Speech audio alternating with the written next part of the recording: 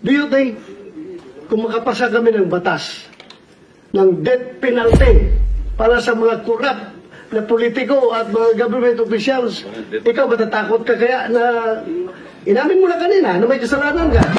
Ako po ay umaamin sa aking maling nagawa. Ako po ay hindi naging matatag at tapat sa pagpapatupad ng tungkulin. Ngayon, kung meron tayong existing na batas na bitayin ka kapag ikaw ay nahuli, magawa mo kaya yung nagawa mo ngayon?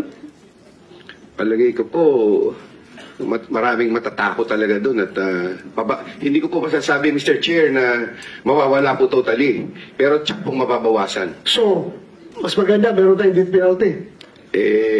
Oh, yun. Coming from the horse's mouth, Mr. Chair, umamin na siya nagkakasala, gumawa siya ng kalukuhan, pero kung meron tayong death penalty, hindi niya gagawin yun, dahil matakot siya. Pinaglalaban natin yung anti-corruption at pinaglalaban din po natin restorative justice, hindi death penalty. At pinaglalaban din po natin prison reform. For the record, Mr. Chair. Ngayon po yung mga, for the record lang po, Mr. Chair.